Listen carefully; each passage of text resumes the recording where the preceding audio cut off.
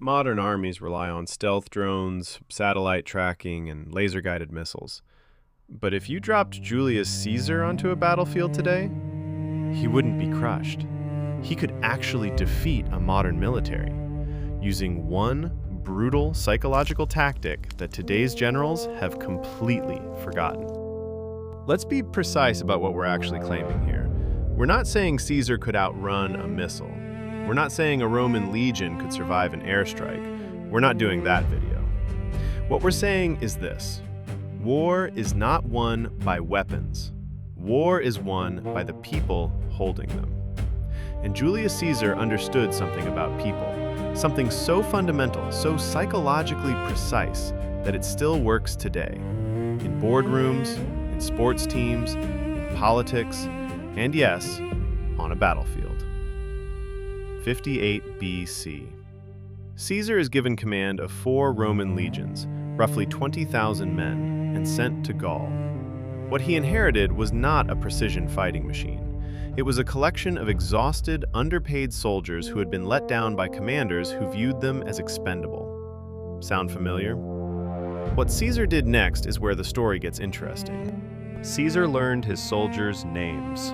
Not the officers, not the centurions, the soldiers, the ones in the mud, the ones carrying the shields. He walked through camp. He ate with them. He knew who had a sick mother back in Rome, who had just been promoted, who had distinguished himself in the last skirmish. He made every single man feel personally seen by the most powerful commander in the Roman world. This sounds soft. It isn't. When a person of extreme status chooses to close the distance between themselves and someone of low status, it triggers something almost involuntary in the human brain. It feels like a gift, and gifts, in every human culture ever studied, create obligation. Caesar's soldiers did not fight for Rome. They did not fight for the Senate. They fought for him, personally, viscerally, almost irrationally. When Caesar was in danger, his men did not calculate risk. They ran toward it. At the Battle of the Sabus, 57 BC, Caesar's forces were ambushed by the Nervii, one of the most ferocious tribes in all of Gaul. The Roman line was collapsing. Caesar dismounted his horse, grabbed a shield from a retreating soldier, and walked into the front line, on foot, with his men. His soldiers saw him, and they stopped retreating. That is not discipline. Discipline can be broken. That is something closer to love. And love, as a military force multiplier, is almost impossible to counter. Now contrast that with how modern militaries build loyalty. They don't, mostly. Not personal loyalty. What they build is institutional loyalty. Loyalty to a flag, a nation, an ideal, a chain of command. This works. It works reasonably well in peacetime and in short, decisive conflicts. But institutional loyalty has a fatal vulnerability. It depends on the institution maintaining its credibility. The moment soldiers start questioning the mission, the moment the narrative from command stops matching what they see on the ground, institutional loyalty erodes. Fast. We've seen this repeatedly. Vietnam, Iraq, Afghanistan. Soldiers who were committed, disciplined, and well-equipped, but who increasingly couldn't answer the question, who exactly am I fighting for? Caesar's men never asked that question. They knew exactly who they were fighting for. He had bread with them in the rain. Modern generals sit in war rooms. They receive intelligence briefings. They move units on screens. This is not a moral failing. It is simply the result of scale. A modern military force is too large for any single commander to know personally.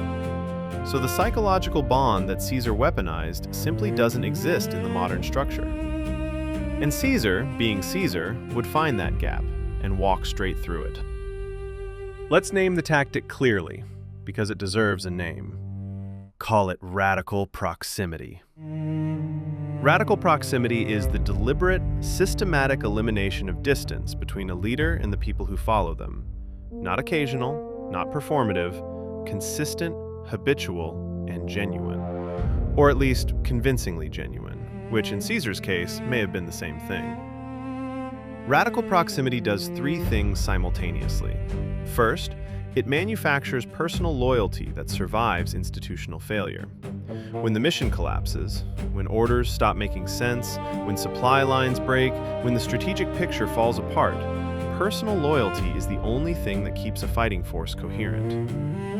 Second, it creates unit cohesion under stress, but at scale. Most modern research on unit cohesion focuses on the small unit, the squad, the platoon. Caesar managed to extend that cohesion upward to the entire army by making every soldier feel a direct line to the top. Third, and this is the brutal part, it makes the enemy's psychological warfare ineffective. You cannot make a man question his loyalty when his loyalty is not abstract, when it has a face. So put Caesar in the modern world. Give him a military force. What does he do? He doesn't start with tactics, he starts with the soldiers. He walks into the barracks on day one, without an aide, without a security detail, with nothing but his presence and his attention. He eats in the mess hall. He learns names. He asks questions. And he actually listens to the answers. Within weeks, not months, weeks, he has begun to build a loyalty structure that no institutional chain of command can replicate. Then he studies the enemy. Caesar was a remarkable intelligence operator. Before every major campaign, he gathered intelligence not just on troop positions, but on morale, on who was losing faith, on where the cracks were. In a modern context, Caesar would not try to out-technology a modern military. He would try to out-human it. He would find the fracture lines inside the opposing force, the soldiers who have been deployed 4 times, the units who feel abandoned by leadership, the officers privately furious at command decisions, and he would apply pressure there. Not with missiles, with narrative. With the oldest weapon in human history, the feeling that someone on the other side actually sees you and your cause is not worth dying for. There is one story from Caesar's campaigns that crystallizes all of this. 49 BC. Caesar has crossed the Rubicon. Civil War. He is marching on Rome. One of his most experienced legions, the 9th, mutinies. These are soldiers who have fought with him across Gaul for nearly a decade. They are exhausted, unpaid, and furious. The mutiny is serious enough that some of his officers recommend immediate, brutal suppression. Caesar walks out in front of the entire mutinous legion, alone. He tells them he hears them. He acknowledges their grievances without flinching. And then, slowly, methodically, he begins to address them by name, soldier by soldier, calling out men he remembers, referencing specific battles, specific moments, specific acts of courage he personally witnessed. By the time he finishes speaking, the mutiny is over. No executions, no mass punishment. The 9th Legion asks to be allowed to continue the march. Now ask yourself, what general today could walk into a room full of mutinous soldiers, alone, and end the mutiny by remembering their names? That is the weapon, and it has no modern equivalent. The reason modern militaries don't use this tactic is not because it doesn't work. It's because it doesn't scale easily, and because it requires something most institutions are structurally allergic to. A leader who is genuinely, uncomfortably human with the people below them. Institutional distance is comfortable. It's efficient. It allows command to make hard decisions without the psychological weight of knowing exactly who those decisions will kill. Caesar carried that weight deliberately. He chose to know. And that choice is what made him dangerous. Across more than 2,000 years of military history, from Napoleon to Rommel to Patton, the commanders who inspired irrational loyalty from their men have consistently outperformed commanders who inspired only institutional obedience. The research is not subtle on this point. What Caesar understood, and what we keep having to relearn, is that the most powerful force in any human conflict is not the weapon in someone's hand. It is the answer to the question in their chest. Does anyone actually give a damn whether I live or die? Caesar always made sure his men could answer yes. That is why he won. That is why, 2,000 years later, we are still talking about him. So here is what we actually learned today. Julius Caesar would not defeat a modern army with superior tactics or impossible courage, though he had both. He would defeat it by doing the one thing modern military structure has made nearly impossible, making every single soldier feel like they matter to the person asking them to die. That is not ancient. That is not obsolete.